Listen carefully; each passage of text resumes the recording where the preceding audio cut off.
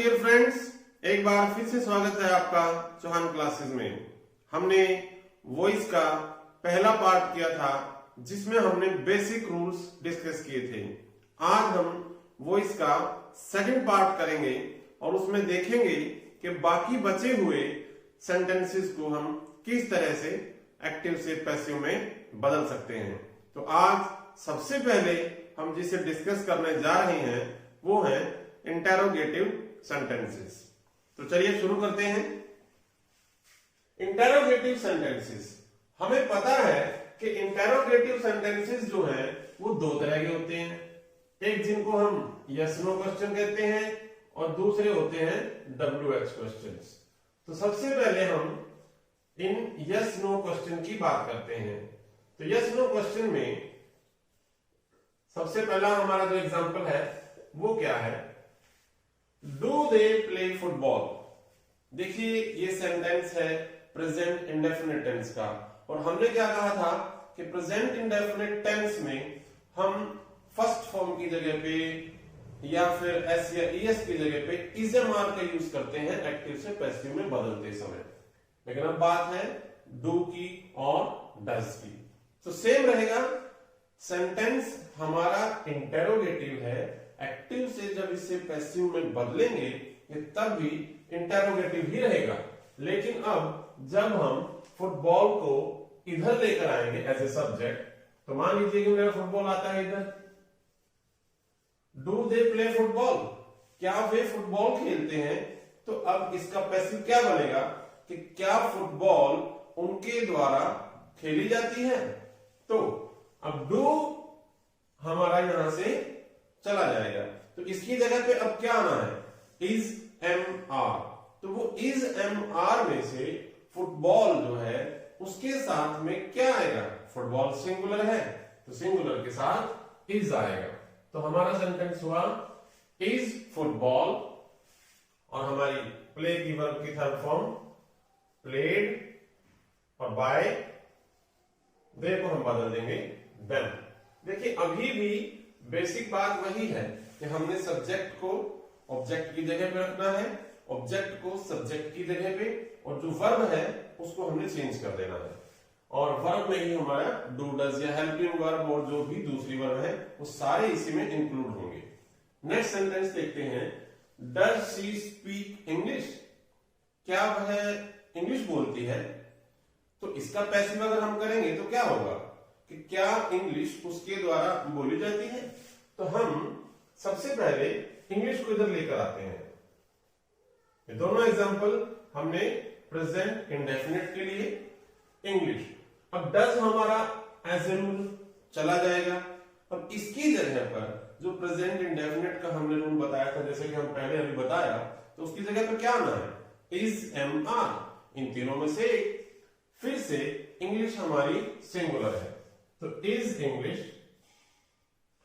Speak की third form होगी spoken, is English spoken by, she को हम बदल देंगे हर में, तो is English spoken by her, क्या इंग्लिश उसके द्वारा बोली जाती है। नेक्स्ट सेंटेंस है हमारा are they washing clothes, present continuous tense, क्या वे कपड़े धो रहे हैं, आर दे वॉशिंग क्लोथ्स। अब इसका पैसिव क्या होगा कि क्या कपड़े उनके द्वारा धोए जा रहे हैं।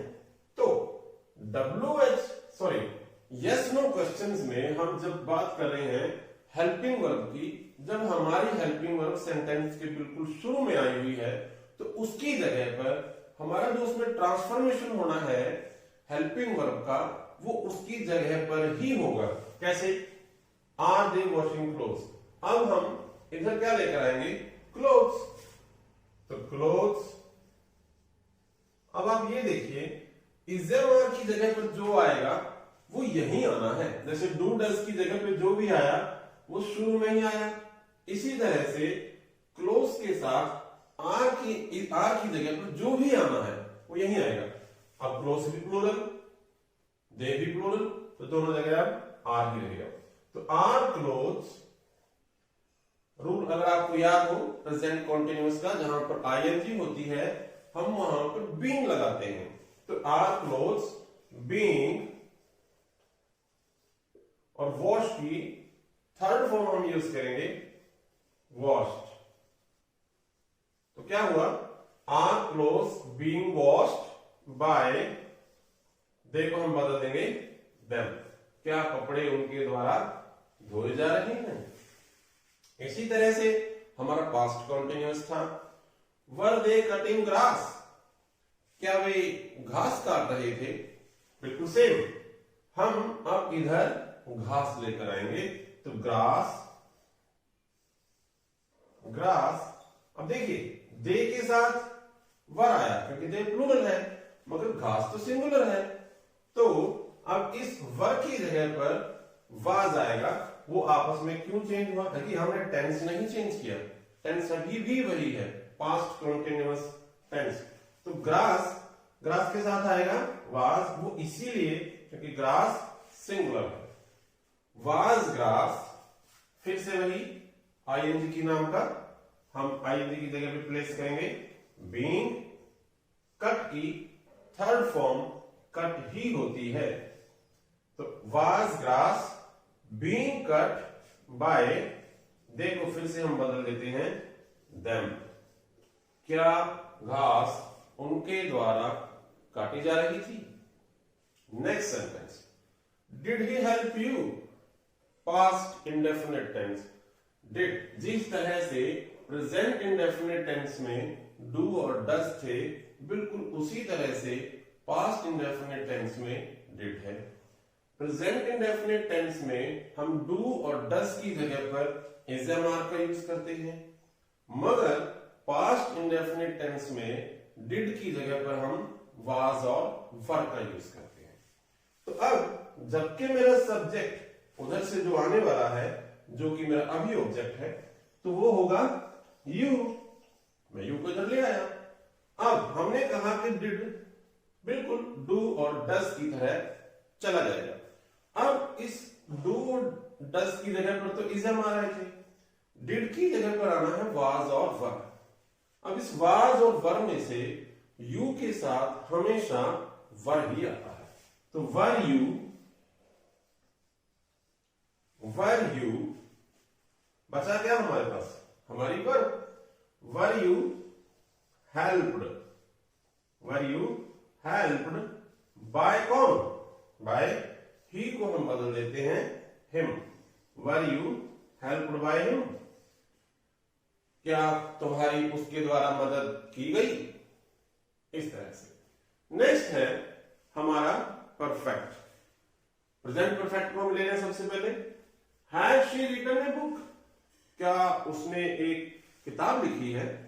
तो देखिए अभी हैज और हैव प्रेजेंट परफेक्ट में दो हेल्पिंग वर्ब हैं हमारी, अगर ये बदलेंगी तो सब्जेक्ट के अकॉर्डिंग आपस में ही बदलेंगी, इनकी जगह पर कुछ और नहीं आएगा। और जब हम प्रेजेंट परफेक्ट को बदलते हैं तो हैज और हैव के साथ हमें याद होगा बीइंग का यूज होता है। तो अब हैज अपनी जगह यहीं रहेगी, जिस तरह से इजमार की जगह पे इजमार रही, वाजवर की जगह पे वाजवर, उसी तरह से हैज हैव की जगह पर हैज हैव ही रहने वाले हैं। अब हैज यहां क्यों आया, क्योंकि अब उधर से जो मेरा सब्जेक्ट आने वाला है वो भी सिंगुलर है, जैसे कि शी सिंगुलर थी, उसी तरह से अब जो मेरा सब्जेक्ट क्या आने वाला है वो बुक है। तो हैज अ बुक। अब बात थी कि हैज के साथ हमें बीन का यूज करना है। तो has a book been third form written, has के साथ तो वैसे ही थर्ड फॉर्म आती है, और पैसिव का नियम क्या है कि हमें भी थर्ड का ही यूज करना है। तो has a book been written हम यूं क्यों लिख देंगे, हमें पहले ही थर्ड फॉर्म मिली हुई है।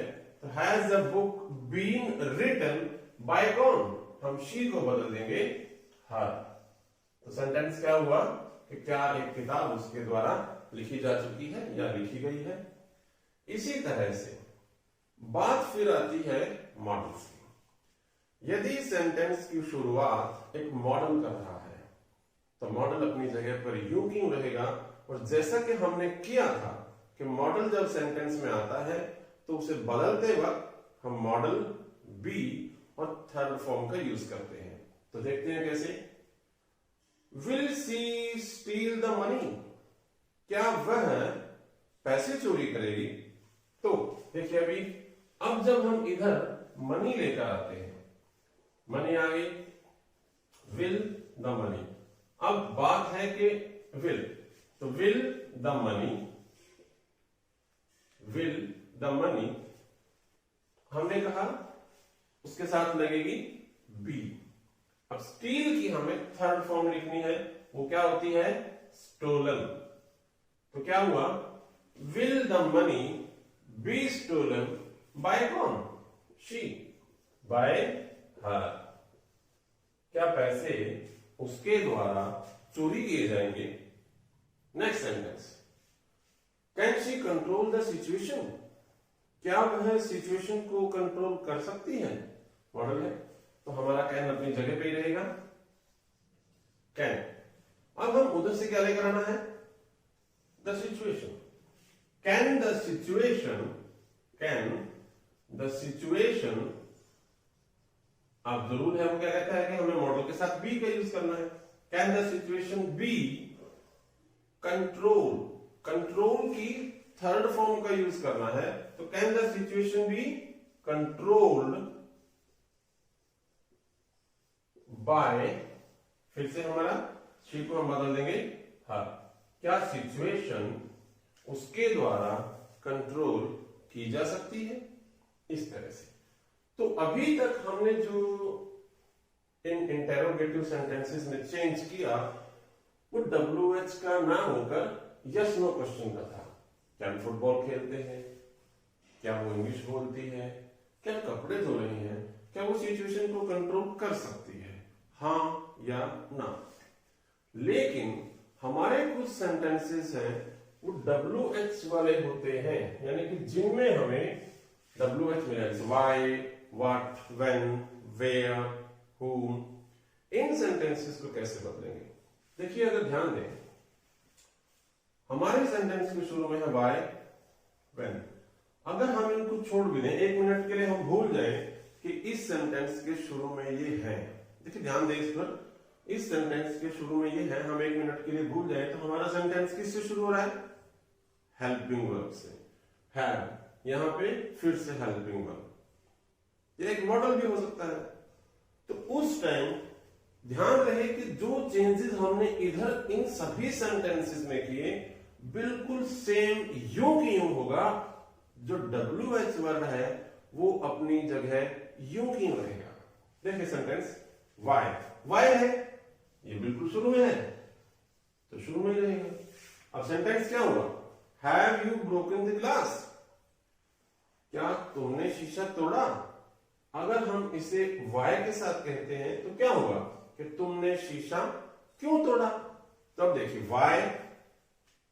अब बात आती है इधर क्या आएगा? ग्लास। अब हमारा क्या हुआ? ग्लास। अब हमारा हेल्पिंग वर्ब क्या है यहां पे? वो है हैव। वो क्यों आई? क्योंकि सब्जेक्ट क्या था? यू। लेकिन अब क्या है? ग्लास। तो यू प्लूरल था तो हैव का यूज हुआ, लेकिन ग्लास तो सिंगुलर है तो अब क्या होगा? हैज। तो क्या हुआ? Why has the glass. यहां तक हमारा ठीक हुआ। लेकिन बात फिर आती है कि जहां हैज हैव होंगे वहां पे बीन भी तो आएगा। तो क्या हुआ? Why has the glass been. और थर्ड फॉर्म तो हमें यहां पहले से ही मिली हुई है, ब्रोकन का ब्रोकन लिख देंगे हम। तो why has the glass been broken by, subject क्या है हमारा जो अभी ऑब्जेक्ट बनने जा रहा है? वो यू। कि तुम्हारे द्वारा ये गिलास क्यों तोड़ा गया, या यूं कहें ये गिलास तुम्हारे द्वारा क्यों तोड़ा गया। तो इस तरह से होगा। अब फिर से एक और सेंटेंस इसी तरह के WH फैमिली का। When will you return my pen? तुम मेरा पेन कब दोगे? तो मैंने क्या कहा? WH वर्ड अपनी जगह पर यूं की यूं बना लिया। When ठीक है, अब इसे भूल जाएगा मिनट के लिए। सेंटेंस क्या है? Will you return my pen? मैं लेकर आऊंगा माई पेन, माई पेन। लेकिन अब ये जो बचती है विल, अगर हम बात करें विल और शैल की तो हम कहते हैं कि आई और वी के साथ शैल आएगा, लेकिन ऐसा तो यहां कुछ है ही नहीं, यहां पे तो पेन ही है, तो विल का विल रहेगा। When will my pen.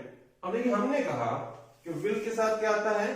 B, तो when will my pen be, और रिटर्न की थर्ड फॉर्म का इस्तेमाल हमेशा होगा, हमें पता है पैसिव में, तो रिटर्न का क्या हुआ? रिटर्न,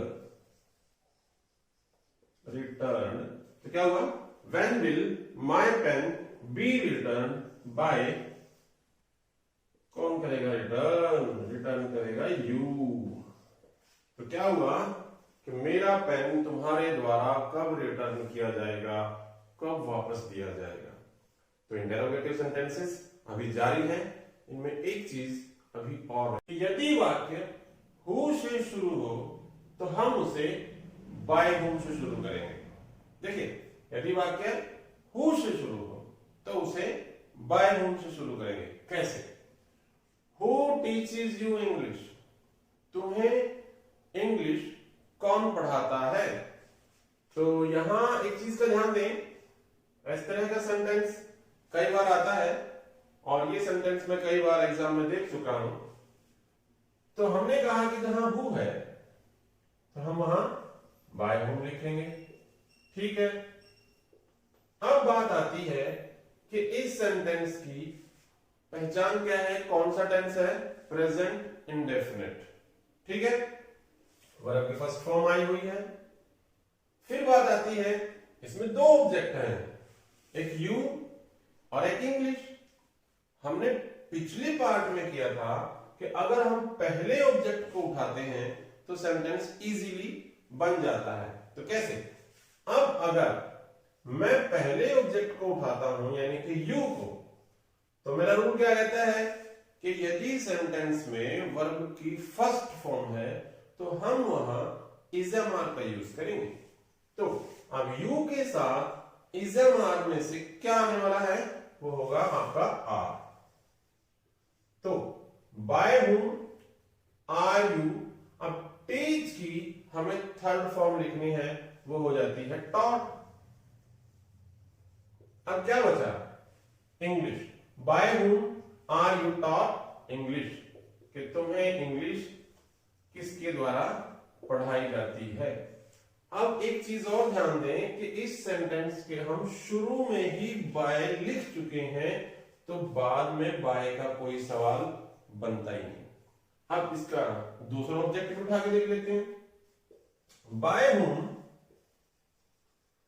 अब की बार अगर हम इंग्लिश उठाते हैं, बाय हुम इंग्लिश, अब यहां जो आर था वो यू के कारण आया था, लेकिन अब जो इंग्लिश है वो तो सिंगुलर होगी, अब उसके हिसाब से यहां इज आएगा। तो by whom is English taught, और हमने कहा था कि जब हम बाद वाला ऑब्जेक्ट उठाएंगे तो उस ऑब्जेक्ट से पहले जो हमारा इनडायरेक्ट ऑब्जेक्ट है उससे पहले हमें टू का यूज करना पड़ता है। तो by whom is English taught to you, तो इसमें जिसमें के हु का सेंटेंस हो और दो ऑब्जेक्ट हो, वो इस तरह से बदला जाएगा। अब नेक्स्ट सेंटेंस भी हु का है, लेकिन इसमें हमारा सब्जेक्ट एक ही है। तो देखते हैं, who wrote the Ramayan. Ramayan हमारा जो धार्मिक ग्रंथ है वो किसने लिखा? देखिए हु, इसकी जगह पे हम क्या करेंगे? By whom. तो बाय हुम वर्ब कौन सी है? सेकंड। जहां सेकंड फॉर्म हो वहां हम क्या लिखेंगे? Was verb. अब सेंटेंस इंटेरोगेटिव है तो हेल्पिंग वर्ब तो पहले की तरह, हर बार की तरह हेल्पिंग वर्ब तो पहले ही आएगी। जैसे हमने यहां पे भी आर इज वो सब्जेक्ट से पहले लिखा, अब की बार फिर से वही होगा।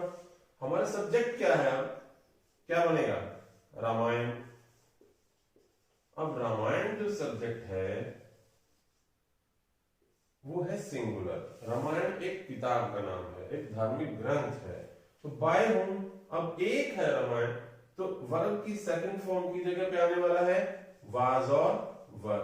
तो उनमें से अब सिंगुलर के हिसाब से, रामायण के हिसाब से हम लिखेंगे was.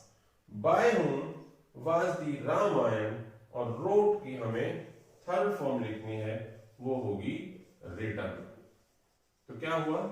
By whom was the Ramayan written.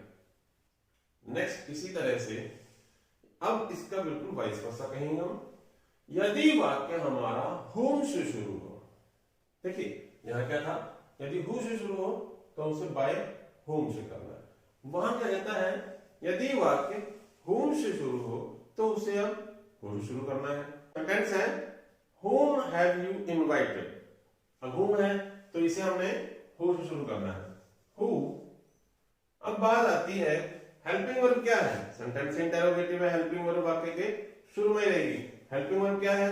अभी तो हैव है, क्योंकि कौन है हमारा सब्जेक्ट, यू है, उसके हिसाब से हैव आ गया। whom have you invited, लेकिन अब हमें नहीं पता कि उसने किसको इनवाइट किया गया है, किसको इनवाइट किया है। तो हु हम उसे सिंगुलर मान के चल रहे हैं। हु हैज और बीन, क्योंकि जहां पर हैज और हैव होंगे वहां पे बीन भी आना ही है। तो हु हैज बीन इनवाइटेड, हमें पहले से ही थर्ड फॉर्म यहां मिल जाती है। तो हु हैज बीन इनवाइटेड, और बाय कौन, इनवाइट करने वाला कौन है? यू, तुम्हारे द्वारा कौन इनवाइट किया गया है। Whom do you want, देखिए हमें घर पे कोई मिलने आता है और हम कहते हैं कि आपको कौन चाहिए, आपको किससे मिलना है, तो whom की जगह पे अब आ गया who। अब जो ये do है हमारा जो इंटेरोगेटिव है, do की जगह पे हमें is, am, are, इन तीनों में से कोई एक प्लेस करना है। हम कहते हैं किससे मिलना है, तो यानी हम किसी एक से मिलने आए हैं, ऐसा भी हो सकता है। तो हमारा यही सवाल होता है। तो who हम सिंगुलर मान के चलते हैं, तो who is, वांट की हम लिखेंगे थर्ड फॉर्म वांटेड। तो हु इज वांटेड, और बाय यू, आपके द्वारा कौन वांछित है, किसको आपकी किससे आप मिलने आए हैं। तो इनमें हमें बाय का यूज करना है। जो हु से शुरू होने वाले हैं और उनको बाय होम में बदलना है, उनमें हमें बाय का यूज नहीं करना है। तो ये थे हमारे इंटेरोगेटिव सेंटेंसेस। अब इसके बाद हम करते हैं इंपेरेटिव सेंटेंस। इंपेरेटिव सेंटेंसेस वे होंगे जिनमें या तो कोई किसी को आदेश देगा, ऑर्डर होगा, रिक्वेस्ट एक प्रार्थना होगी, एडवाइस एक सलाह दी जा रही होगी, या फिर प्रोहिबिशन किसी चीज के लिए मना किया जाएगा। तो इन सेंटेंसेस को हम ऑर्डर वाले सेंटेंस सबसे पहले देखते हैं। हम इसे दो तरीके से कैसे कर पाएंगे। एक तरीका तो यह है कि हमें जो सेंटेंस मिलेगा हम उसको इस तरह से चेंज करें, लेट सब्जेक्ट बी और वर्ब की थर्ड फॉर्म। एक दूसरा तरीका है यू आर ऑर्डर्ड टू लगाकर हम जो सेंटेंस हमें मिलेगा हम उसे यूं का यूं लिखते हैं। कैसे? एग्जांपल देखते हैं। Switch off the light, light बंद कर दो, एक ऑर्डर माना गया। तो हम क्या करें, सबसे पहले हम ये वाला तरीका देखते हैं, लेट, अब सब्जेक्ट क्या आएगा, the light, let the light. अब हमें यूज करना है be, let the light be. Switch off की थर्ड फॉर्म हम लिख देंगे स्विच्ड ऑफ, स्विच की थर्ड फॉर्म होगी स्विच्ड ऑफ। एक तरीका तो ये हो गया लेट से। दूसरा तरीका क्या है कि यू आर ऑर्डर्ड टू, देखिए यू आर ऑर्डर्ड टू, और हमने कहा जो सेम सेंटेंस हमें मिला, हमें क्या मिला, स्विच ऑफ द लाइट। तो you are ordered to switch off the light. एक ही है, दोनों ही तरीके बहुत आसान है। एक सेंटेंस और, इन्फॉर्म द पुलिस, पुलिस को इन्फॉर्म कर दो। तो क्या करें, लेट, ये वाला तरीका देखते हैं पहले, let subject the police, let the police, फिर be, let the police be, और इन्फॉर्म की third form inform, let the police be informed. अब दूसरा तरीका, यू आर ऑर्डर्ड टू, ठीक है, you are ordered to, same sentence लिख देंगे, to inform the police, you are ordered to inform the police. Next, please, देखिए जहां please है वो एक रिक्वेस्ट है, प्लीज ओपन द डोर। आप इस तरीके का इस्तेमाल कीजिए जो कि बड़ा ही आसान है, यू आर रिक्वेस्टेड टू, ये तरीका हम रिक्वेस्ट के लिए करेंगे। तो क्या होगा इसमें, अब यू आर रिक्वेस्टेड टू, और हमने क्या कहा था कि हम सेम सेंटेंस का यूज कर देंगे, यू आर रिक्वेस्टेड टू। देखिए प्लीज नहीं लिखेंगे, प्लीज नहीं लिखेंगे, क्योंकि प्लीज ने हमें बताया कि ये एक रिक्वेस्ट है, वो अपना काम इधर रिक्वेस्ट में कर चुकी। तो अब क्या हुआ, यू आर रिक्वेस्टेड टू, अब हमें क्या बच रहा है, इंपेरेटिव सेंटेंस की एक ये भी पहचान है कि वो हमेशा वर्ब की फर्स्ट फॉर्म से शुरू होंगे। देख लीजिए आप, switch off the light, inform the police, first form. तो इसी तरह से open the door, you are requested to open the door.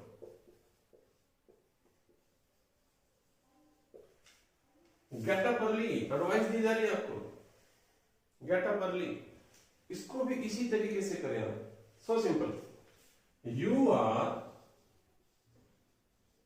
Advised, आपको सलाह दी जाती है, यू आर एडवाइज्ड टू, लिखें यू क्यों, you are advised to get up early, you are advised to get up early. Third sentence देखें, एक ये भी एडवाइस है, ऑलवेज स्पीक द ट्रूथ। अब यहां क्या होगा, हम सब्जेक्ट क्या उठाते हैं, the truth should, the truth should क्या है, सलाह है। आपको ध्यान होगा मॉडल्स में हम जब एडवाइस का यूज करते हैं तो हम सलाह का यूज, शुड का यूज करते हैं। द ट्रूथ शुड ऑलवेज, और जहां शुड आया तो क्या होगा, वहां भी आएगा क्योंकि एक मॉडल है। The truth should always be spoken, सच को हमेशा बोला जाना चाहिए। या अगर आप इसे करना चाहें, let the truth always be spoken, इस तरह से भी कर सकते हैं, वो सेंटेंस भी आपका ठीक होगा। तो ये सेंटेंस थे इंपेरेटिव सेंटेंस।